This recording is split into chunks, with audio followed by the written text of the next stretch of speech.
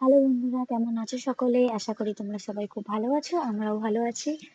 তো চলো বন্ধুরা, আজ তোমাদের আমি নিয়ে যাব আমাদের পরিবারের সঙ্গে একটি জায়গায় ঘোরার জন্য। তো আমরাই গেছিলাম একটি বিশেষ জায়গায়, সেটা হলো সে বিখ্যাত ভাইরাল কালো বস্তা। তো আমি বেশ কয়েকদিন ধরেই খুব মানে এক্সাইটেড ছিলাম ওই জায়গায় ঘোরার জন্য। মানে যেহেতু জায়গাটি আমার বাড়ির কাছে এবং জায়গাটি খুব ভাইরাল হচ্ছিল এবং দেখছিলাম জায়গাটিকে। তো আমাদের আমার এবং আমার বাড়ির অনেকেরই খুব ইচ্ছে ছিল ওই জায়গাটিতে ঘুরতে যাওয়ার জন্য। তো ভেবেছিলাম যে চলো এইবার যখন বাড়ি যাব, বাড়ি গেলে ঘুরে আসবো। তো যেহেতু জামাই ষষ্ঠীতে আমার ননদরা আমাদের বাড়িতে বেড়াতে এসেছিল, তো ওই জন্যই ভেবেছিলাম যে সবাই মিলে ঘুরতে যাবো এবং সহজেই যেহেতু বাড়ি থেকে তেমন একটা কোথাও বেড়াতে যাওয়া হয় না এবং টাইমও হয়ে ওঠে না। তো সেই দিন ছুটি হওয়ার জন্য আমি ঘুরতে গেছিলাম। তো সেই জন্য স্বাভাবিকভাবেই আমরা শপিং করেছিলাম, করে বাচ্চাদের জন্য সেম ড্রেস কিনেছিলাম, কিনে সবাই হোয়াইটের মধ্যে ড্রেস পরে সেদিন ঘুরতে গেছিলাম। আহ, এবং তার জন্য যে আমরা প্রথমেই রেডি হয়ে বেরিয়েছিলাম, বেরিয়ে তারপর একটা আমরা টোটো ধরে গেছিলাম। সাধারণত ওই জায়গাটা যাওয়ার মানে খুব দূরে না, আমার বাড়ি থেকে মোটামুটি 3-4 কিলোমিটার হবে।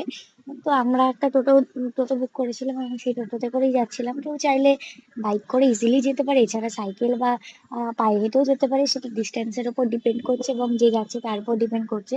তো রাস্তায় যেতে যেতেই পড়েছিল একটা মন্দির, ওটা এটা খুব জাগ্রত মন্দির, কালী মন্দির।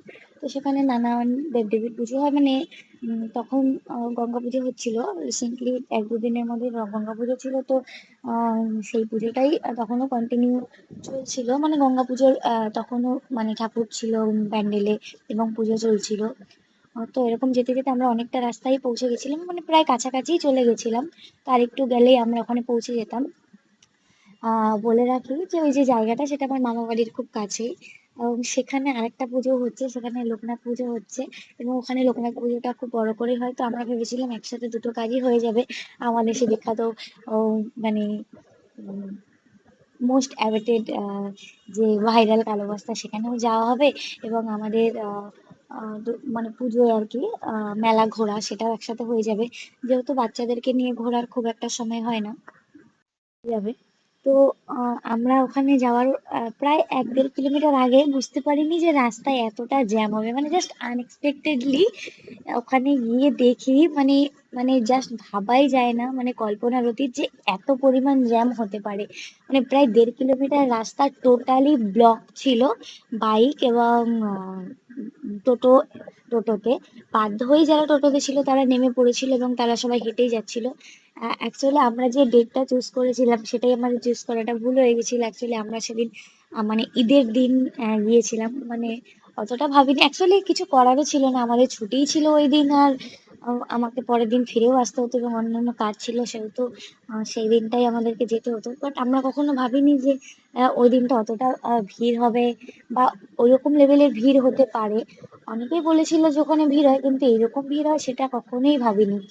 তো যাই হোক, আমরা টোটো থেকে নেমে বিল পেমেন্ট মানে টোটোর ভাড়া পেমেন্ট করে আমরা হেঁটে হেঁটে চলে গিয়েছিলাম সেই মোস্ট সেই ভাইরাল কালো রাস্তায়, আহ, যেটা কিনা মানে ভীষণই নাকি ভাইরাল। যদিও এখন কালো বস্তা সাদা বস্তায় পরিণত হয়েছে, এত পরিমাণ মানুষ সেখানে এখন যায়।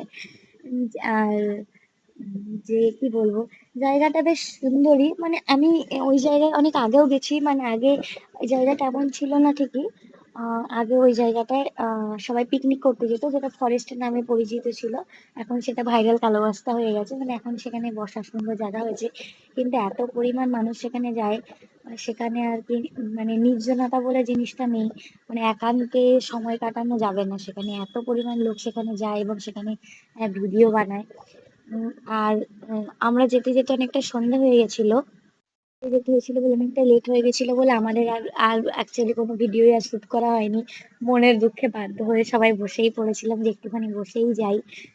যাই হোক, তবুও অনেকেই ভিডিও বানাচ্ছিল, আমাদের আর ভিডিও বানানো হয়নি। যেহেতু বাচ্চা কাচ্চা নিয়ে এত ভিড়ের ভিড়ের মধ্যে অন্ধকারে ভিডিও বানাবো না, আর এখানে যেহেতু জঙ্গল আশেপাশে, তো সাপ খোপ থাকতে পারে, সেই সব নানা কিছু মাথায় রেখেই আর বিপদের কথা মাথায় করেই আর কি আমরা আর কোনো ভিডিও বানাইনি। এবং তারপর আমরা একটু সন্ধে হতেই আমরা ফিরে আসছিলাম, যেহেতু সন্ধ্যের আগেই ফিরতে হতো, অন্ধকার হলে যেহেতু ওখানে বন আমরা ফিরতে পারবো না। তো সেই জন্যই আমরা ফিরে আসছিলাম এবং ফিরতে ফিরতেও সবাই কমেন্ট পাস করছিল যে হ্যাঁ ভাই দারুণ ঘোরা হলো, অ্যাকচুয়ালি ঘোরা কিছুই হলো না, মজা কিছুই হলো না। তো সেই জন্য মন খারাপ করে এক প্রকার ফিরে আসছিলাম।